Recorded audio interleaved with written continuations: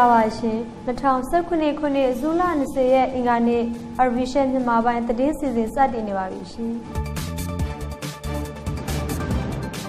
ဒီနေ့သတင်းတွေအထက်မှာတော့မောင်တော်မြောက်ပိုင်းတွင်နေကြဆောင်ရင်တို့ကတိသက်ခံသူရဲ့လေပင်ကိုဓာဖြင့်လိဖြတ်တက်ဖြတ်ရန်စ조사ခဲ့တဲ့သတင်း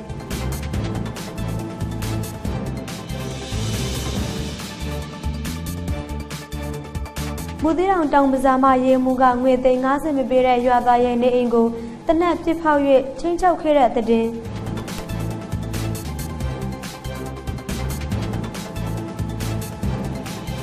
ခမာရာ236မှစစ်သားများကမူသီတောင်ကျွန်းပေါက်နဲ့ဂိုဖီရွာများရှိနေအိမ်များမှလူရဲပြီးရွာသားများကိုဖမ်းဆီးငွေရစ်ခဲ့တဲ့သတင်းစားတဲ့သတင်းတွေကိုတင်ဆက်ပေးသွားမှာဖြစ်ပါတယ်ရှင်ကျမတီတာထွန်းပါ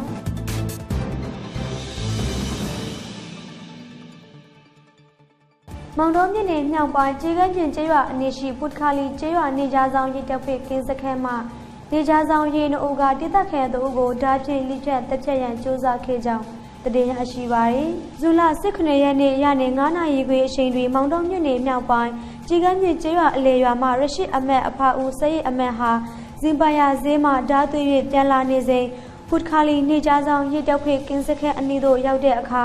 နေကြဆောင်ရင်တို့က၎င်းထံမှဓာကိုလူရဲ၍လေပြင်းကိုဓာဖြင့်လိဖြတ်တက်ဖြတ်ရန်စ조사ခဲ့ကြောင်းသိရှိရပါတယ်။ရရှိအမတ်အားနေကြဆောင်ရင်များကလေပြင်းကိုဓာဖြင့်လိဖြတ်ရန်စ조사နေစဉ်စိုက်ကင်ဖြင့်သွားနေတဲ့ရွာသားတို့ကတွေ့ရှိသွားပြီးဝင်ရောက်၍ကဲတင်နိုင်ခဲ့ကြောင်းတိသက်ခံများကပြောပါတယ်။ဓာဖြင့်လေပြင်းကိုတက်ခိုက်ခံနေရသူကိုရွာသားတို့ကကဲတင်ပြီးနောက်နေကြဆောင်ရင်တို့ကင်းစခန်းသို့ထွက်ခွာသွားခဲ့ကြောင်းနဲ့ရရှိအမတ်အားအဆိုပါရွာသားတို့ကသွေးတန်ရဲရဲဖြင့်ရွာသို့ပြန်လည်ခေါ်ဆောင်သွားခဲ့ကြောင်းပြောပြပါတယ်။ရရှိအမတ်ဟာဝါမြခုတ်၍ချင်းတောင်မြပြုလုပ်၍အသက်မွေးဝမ်းကြောင်းပြုလုပ်နေသူတို့ဖြစ်ပြီး၎င်းရဲ့လုပ်ငန်းသုံးဓာကိုဇင်ပါယာဈေးသို့တွားရောက်၍သွေးခဲ့ခြင်းဖြစ်ပြီးအပြန်လန်းတွင်နေအများမရှိတဲ့လမ်းမှဖြတ်၍ပြန်လာစဉ်နေကြဆောင်ရင်တို့က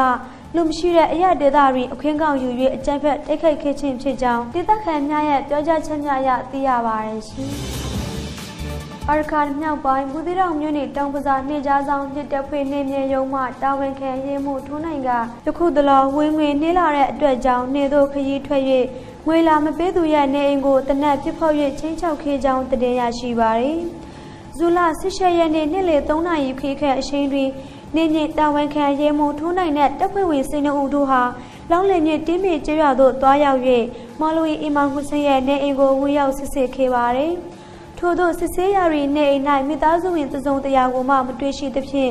အပြင်သို့ထွက်လာ၍နေအိမ်ခြံစည်းရိုးအနားတွင်ရဲ၍နေအိမ်ကိုတနက်ဖြင့်အကျဉ်း20ကျော်ပြစ်ဖောက်ခဲ့ကြောင်းမျက်မြင်သက်သေတို့ကပြောပါတယ်။ရဲမှုထိုးနိုင်တဲ့အဖွဲ့ဟာလွန်ခဲ့တဲ့၄ရက်ခန့်ကတင်းမြေရွာသို့တွားရောက်၍မော်လဝီအီမန်ဟူဆင်ကို၎င်းနဲ့လာရောက်တွေ့ဆုံရန်ဆင့်ခေါ်ခဲ့ပါတယ်။တောင်မဲ့မော်လဝီအီမန်ဟူဆင်က၎င်းနဲ့တွေ့ဆုံရန်ငွေကျပ်350ပေးရမယ်ဖြစ်သဖြင့်ဝင်မစူးဆောင်းနိုင်၍မိသားစုနဲ့ပါတင်းချောင်ခဲ့ရတာဖြစ်ပါတယ်။ရေမှုထိုးနိုင်က၎င်းကိုယ်တိုင်မှာကြားခဲ့သည်ကိုမလိုက်နာဟုဆိုက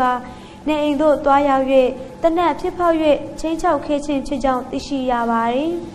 ရေမှုထိုးနိုင်တဲ့အဖွဲ့ဟာအခုအခါကျောင်းတောင်စခန်း၌ရာအိတ်ခရီးစဉ်ဆက်နေပြီးပေပဝန်းကျင်ရှိရွာသားများက၎င်းတို့ကိုအကြောင်းမဲ့ဖမ်းဆီး၍ငွေရည်မီကိုစိုးရိမ်လျက်ရှိကြောင်းတိသက်ခံများကပြောပါရရှင်။ဦးသီးတောင်မြို့နယ်မြောက်ပိုင်းကျုံပေါကျေးရွာအုပ်စုနဲ့ကိုဖီကျေးရွာအုပ်စုတို့တွင်လုံခြုံရေးတာဝန်ယူထားတဲ့ခမာရာ236မှတရင်မှုဦးဆောင်တဲ့စစ်သားများကရွာသားများထံမှကျက်ငှက်စားသောက်ဖွယ်ရာများလူရဲချင်းရွာသားများထံမှငွေရည်ချင်းများပြုလုပ်လျက်ရှိကြောင်းတင်ရရှိပါသည်။ဘူးသီးတောင်မြို့နယ်မြောက်ပိုင်းကျုံပေါကျေးရွာအုပ်စုတွင်ရသေးတော်မြို့နယ်အခြေစိုက်ခမာရာ236တရင်မှတရင်မှုဦးဆောင်တဲ့အင်အား150ခန်းရှိတဲ့စစ်သားများပူးပေါင်းအဖွဲ့တစ်ဖွဲ့တက်ဆွေစခန်းချနေထိုင်သည်မှာ2လနေပါရှိနေပြီဖြစ်ပါတယ်။အဆိုပါစစ်သားများအဖွဲ့ဟာစခန်းအခြေစိုက်ရာကျုံပေါကျေးရွာအုပ်စုနဲ့အနီးရှိဂိုဖီကျေးရွာအုပ်စုများသို့နှစ်စဉ်နေ့တိုင်းဝင်ရောက်၍ရွာသားများရဲ့အိမ်ဝေးသေးဆန်များစိတ်ကျက်ဘေးများနဲ့ခိုများကိုအတီးအာရမဖမ်းယူတပ်ဖြတ်၍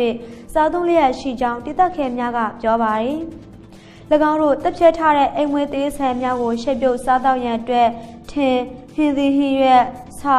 စီမစလာများကိုရွာသားများရဲ့နေအိမ်များရှိမိဖို့ကြောင့်များတို့အတီးအာရမဝင်ရောက်၍လူရဲကြောင်း၎င်းတို့ရဲ့လူရဲမှုကြောင့်အိမ်တွင်စားတော့ဖွယ်ရာများပင်ဝေမထားနိုင်ကြောင်းနဲ့စ စစ်သားများအိမ်ထဲသို့ဝင်လာလျင်အိမ်သူအိမ်သားများကြောက်လန့်၍အပြင်သို့ထွက်ပြေးသွားသည်ကိုအခွင့်ကောင်းယူ၍အိမ်အတွင်းတွေ့ရှိသမျှအင်ဂျီလုံခြေဆိုလာပြားဘက်ထရီနှာရည်စသောအသုံးဆောင်ပစ္စည်းများကိုလည်းခိုးယူသွားခဲ့ကြောင်းဒေသခံများကပြောပါရယ်၎င်းတရဲမှဗိုလ်တအုပ်နှင့်စစ်သား10ဦးတို့ဟာကျူးပေါရခိုင်ရွာမှမောင်ဘထွန်းအဖဦးကျော်သား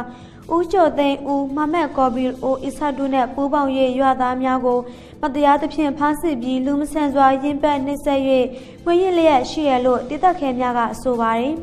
လူခဲ့တဲ့တပတ်အတွင်းကျူးပေါရွာမှဦးအီဘရာဟင်အဖဦးဒေါ်လီအမတ်ထံမှငွေကျပ်4သိန်းမော်လဝီအဒူဆလမ်ထံမှငွေကျပ်2သိန်းဦးအဒူလာအဖဦးအလီဟူဆောင်ထံမှငွေကျပ်9000ဦးမမတ်ရှော်ဖီအဖဦးအဒူရကိန်ထံမှငွေကျပ်9000ဦးမမတ်ဒူလာအဖဦးအဒူရှုကူထံမှငွေကျပ်9000ညှို့ညွခဲ့တဲ့အပြင်ကိုဖီရွာမှရွာသားများမှလည်းညှို့ညွခဲ့ကြောင်းဒေသခံများရဲ့ပြောကြားချက်များအရသိရပါတယ်ရှင်ကျေးဇူးအားပေးခဲ့ကြတဲ့ Arvision ပရိသတ်များအားလုံးကိုအထူးကျေးဇူးတင်ပါတယ်ရှင်။ကျမတို့ Arvision ရဲ့ရုပ်မြင်သံကြားအစီအစဉ်လေးကို Facebook, Twitter နဲ့ YouTube စာမျက်နှာတွေကနေတိုက်ရိုက်ကြည့်ရှုနားဆင်နိုင်ပြီဖြစ်ကြောင်းလေးအသိပေး